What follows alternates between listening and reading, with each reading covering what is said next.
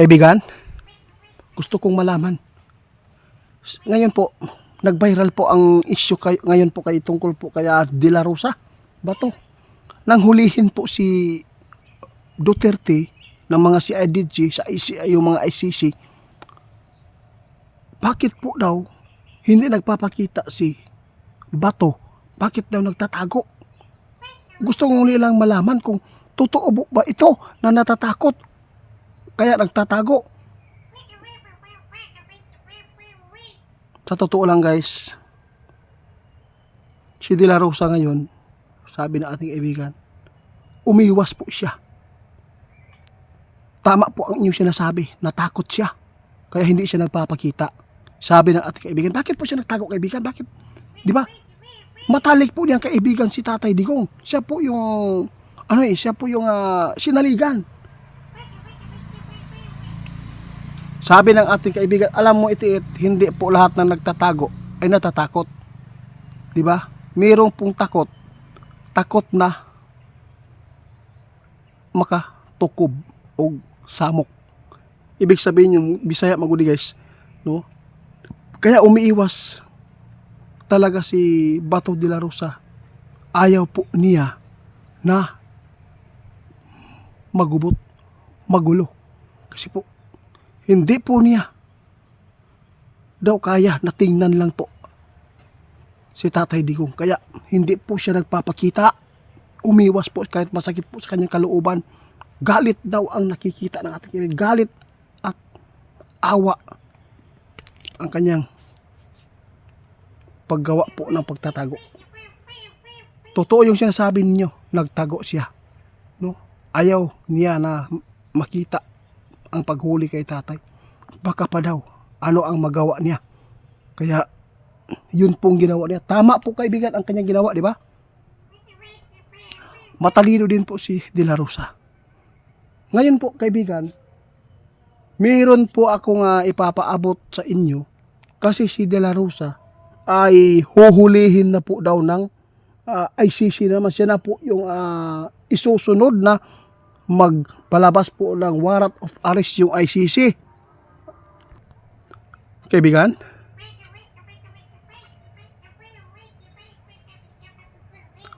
Sa lahat po ng nagsasabi na natakot si kaibigan natin na Bato De La Rosa, no? Sa lahat po ng nagtaka, ginawa po niya ito kasi dalawa ang kanyang nararamdaman.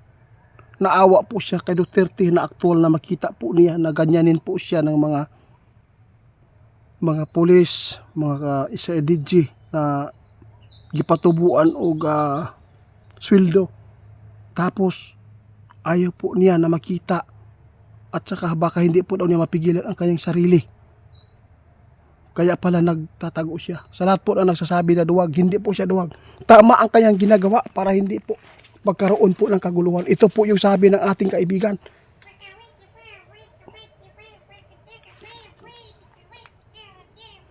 Sabi ng ating kaibigan, alam mo, tama ang kanyang ginawa ni De La Rosa. Dahil po kapag nandun po siya, baka po anong magawa po niya.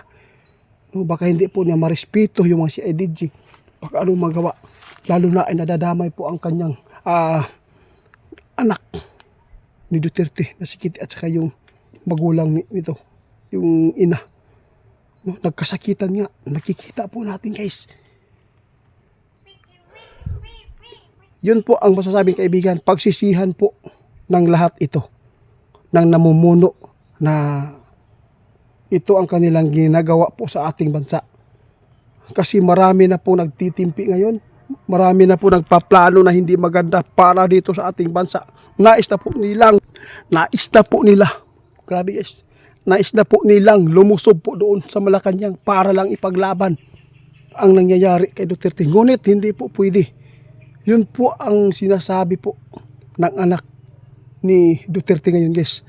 Kung magpapadala kayo ng galit, kung maggawa kayo ng revolusyon, wala kayong mapupuntahan na maganda.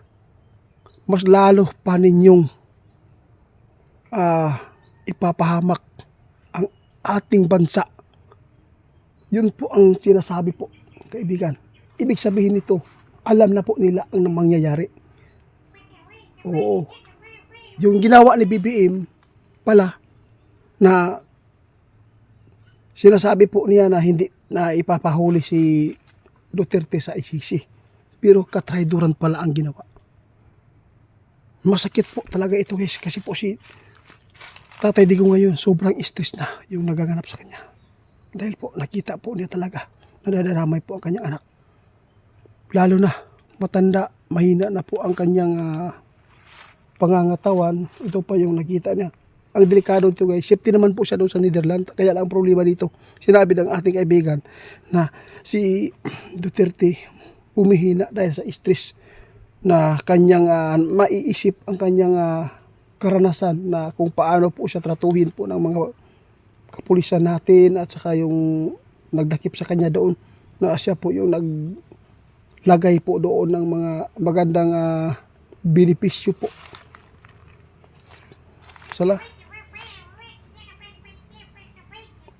Sa lahat po ng makapanood sa ating video, ginawa ni De La Rosa po yung pagtatago kasi ayaw po niya na